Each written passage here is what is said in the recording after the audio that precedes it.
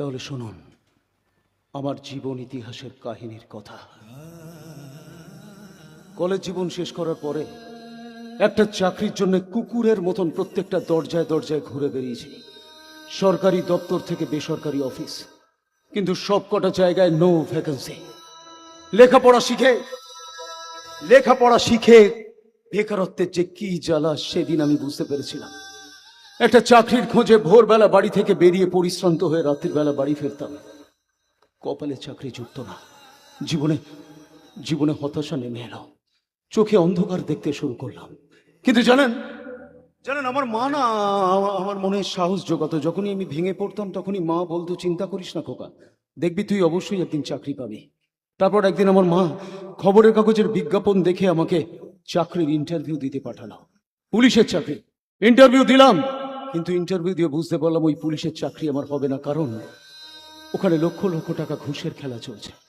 পুলিশের ওপর মহলে যে বা যারা যত বেশি টাকা ঘুষ দিতে পারবে তাদেরই চাকরি হবে। কিন্তু অত টাকা ঘুষ দেওয়ার ক্ষমতা তো আমার মায়ের ছিল না, তাই আমিও ভেবে নিলাম আমার কপালে চাকরি নেই। কিন্তু আমার মা, ছেলেটা কোন সকালে চাকরির ইন্টারভিউ দিতে বেরিয়েছে, অথচ এখনো পর্যন্ত বাড়ি ফিরে এলো না। কি করছে কি জানি, টিফিন নিয়ে যেতে বললাম তাও নিয়ে গেল না। বাচ্চা আমার সারাদিন কিছু না খেয়ে উপোস করে রয়েছে, অথচ আমি মা হয়ে কি কখনো খেতে পারি? তাই আমিও সারাদিন কিছু না খেয়ে উপোস করে রয়েছি। তবে ছেলে আমার জানে না যে চাকরির ইন্টারভিউ দিতে গেছে সেই চাকরি ওর পাক্কা। আজ আমি ব্যর্থ হয়ে বাড়ি ফিরে এলাম। মা, কেন?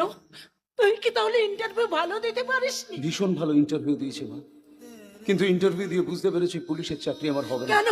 কি করে তুই বুঝতে পারলি যে ওই পুলিশের চাকরি তোর হবে না? ওখানে লক্ষ লক্ষ টাকা ঘুষের খেলা চলছে মা। পুলিশের ওপর মহলে যে বা যারা যত বেশি টাকা ঘুষ দিতে পারবে তাদেরই চাকরি হবে। কিন্তু আমি বলছি সোনা, তুই এইভাবে হতাশ হয়ে ভেঙে পড়িস না, ওই পুলিশের চাকরি তোর হবে। আমি বুঝতে পারছি না মা, আমি বুঝতে পারছি না কোন যুক্তিতে তুমি এই কথা বলছো। আমি মা, আমার আশীর্বাদ রয়েছে না, যা দেখে তাড়াতাড়ি হাত মুখ দিয়ে নে, আমি তোকে খেতে দেবো।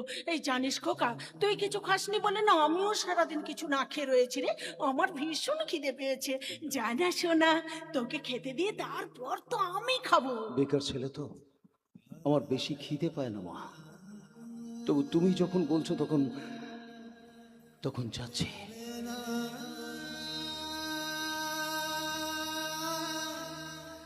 বাচ্চা আমার ভীষণ ভেঙে পড়েছে, কিন্তু ও তো আর জানে না যে ওই চাকরির ব্যাপারে সবকিছু পাকাপাকি বন্দোবস্ত আমি অনেক আগে থেকেই করে